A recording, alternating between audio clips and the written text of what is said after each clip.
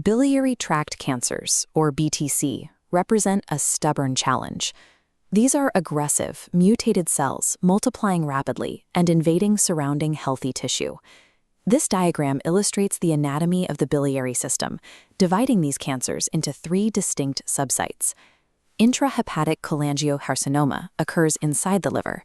Perihilar, or extrahepatic, develops where the hepatic ducts leave the liver. And finally, cancer of the gallbladder. The clinical reality of these tumors is severe.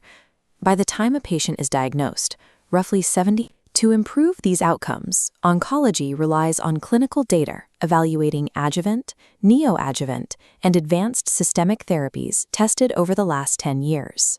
Surgical intervention alone cannot cure most patients.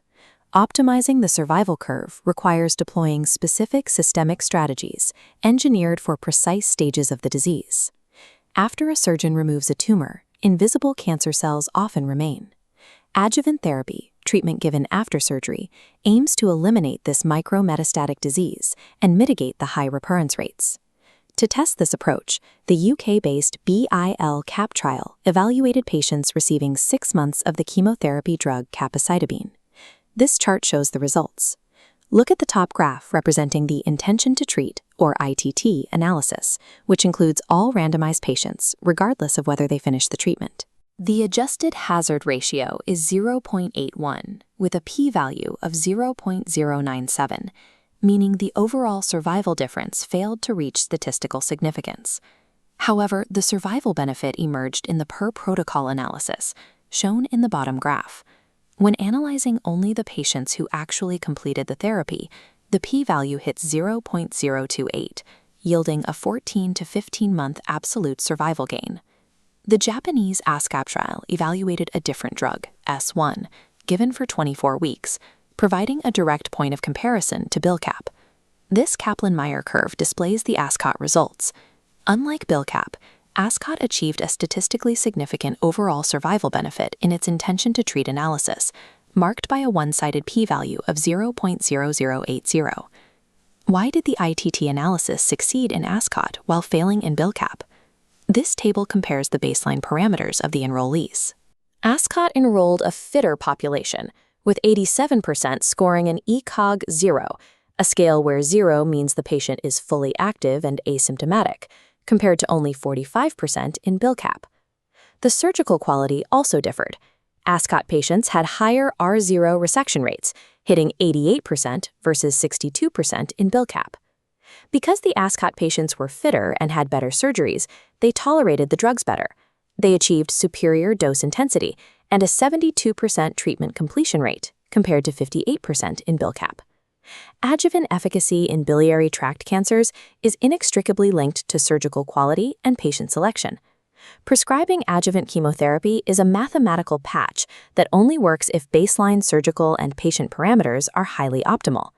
When patients present with locally advanced tumors, surgeons risk leaving an R1 margin, microscopic tumor cells remaining at the surgical boundary. This results in markedly inferior survival outcomes. To prevent this, the field is adopting neoadjuvant strategies. By deploying systemic treatment before an operation, oncologists deliberately shrink the tumor to convert borderline or unresectable disease into a clean R0 resection. This anatomy diagram grounds the specific constraints that trigger a neoadjuvant approach. One indicator is contiguous tumor involvement extending greater than 2 centimeters into the liver from the junction of the right and left hepatic ducts. Further criteria include radiologic suspicion of diseased lymph nodes in stations 8, 12, or 13, along with specific tumor involvement wrapping around the hepatic arteries or portal veins in this anatomical space. The POLCAG-GB Phase 3 trial tested 2 specific methods of downstaging T3 and T4 gallbladder cancer, neoadjuvant chemotherapy, or NACT, versus neoadjuvant chemoradiotherapy, or NACRACT, which adds targeted radiation to the chemical regimen. These diverging Kaplan-Meier curves illustrate the survival data. The blue line tracks the chemoradiation arm, which achieved a median overall survival of 21.8 months, nearly doubling the 10.1 months seen with chemotherapy alone. This survival leap occurred through a direct mechanical advantage. The chemoradiation regimen improved R0 resection rates from 29.7% to 51.6%. Similarly, the GAIN Phase 3 trial evaluated a perioperative approach, giving the gemcitabine and cisplatin doublet both before and after surgery, compared to immediate upfront surgery in resectable patients. This overall survival chart tracks the GAIN trial. The blue line representing the experimental perioperative intervention separates from the red standard surgery line. It generated a p-value of 0.0355 and almost halved the hazard ratio for death. The hazard ratio is a measure of how often an event happens in one group compared to another. In the perioperative group, R0 resection rates jumped from 33% to 62.5%, all without increasing surgical morbidity or mortality. The strategy of immediate upfront surgery in high-risk biliary tract cancer is ending. Systemic perioperative control is a mandatory engineering step required to achieve operability and secure long-term survival. When a patient presents with advanced or metastatic disease, surgery is off the table. At this stage, we must evaluate the biological limits of systemic therapy. Look at this overall survival graph from the ABC-02 trial. It established the baseline metric for advanced disease. The combination of cisplatin and gemcitabine achieved a hazard ratio of 0.64 and a median overall survival of 11.7 months, cementing it as the standard for first-line therapy. In medical oncology, there is a natural impulse to try and break through this 11-month survival ceiling by escalating the cytotoxic volume, specifically by moving from a 2-drug doublet to a 3-drug triplet regimen. The Phase 3 SWOG S1815 trial attempted to push this boundary. It added the drug nab-paclitaxel to the standard gemcitabine and cisplatin backbone, creating the GAP triplet regimen. These are the overall survival curves for the SWOG trial. The lines for the GAP regimen and the standard doublet completely overlap, visually reinforcing the data. The triplet regimen failed to significantly improve overall survival across the unselected patient population. A second study, the Prodigy 38 trial, evaluated an even more aggressive triplet known as M-FOLFIRINOX against the standard cisgem baseline. M-FOLFIRINOX is a potent chemotherapy regimen combining multiple agents, typically used in GI cancers. This chart illustrates the Prodigy 38 survival outcomes.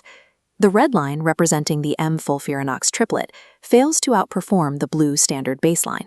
It did not improve progression-free or overall survival, yet it maintained a high rate of severe grade 3 toxicities.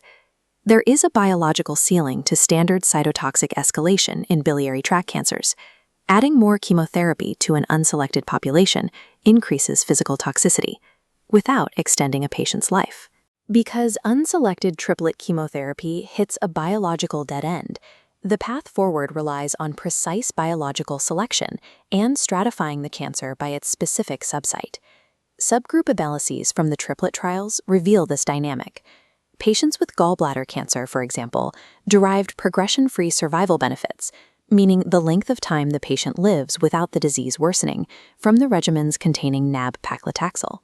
By contrast, intrahepatic cholangiocarcinoma, or iCCA, exhibits intrinsically more indolent biology compared to other subsites. This survival curve isolates the data from analyses of the ABC trials. It displays a distinct survival advantage for iCCA, charting a median overall survival of 15.4 months versus 11.7 months for non-iCCA biliary cancers. This unique iCCA biology is enriched for actionable, targetable alterations. These are specific genetic mutations, such as FGFR2 fusions and IDH mutations, that allow for the use of targeted drugs instead of broad cytotoxics.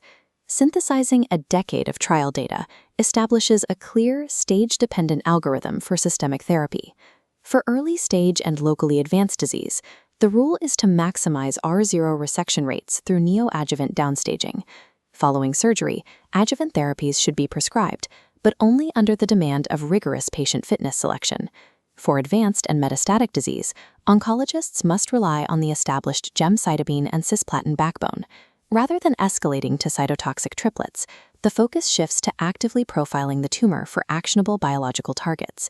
Managing biliary tract cancers is no longer about applying blunt surgical or chemical force, but about deploying the right biological intervention at the precise stage of the patient's journey.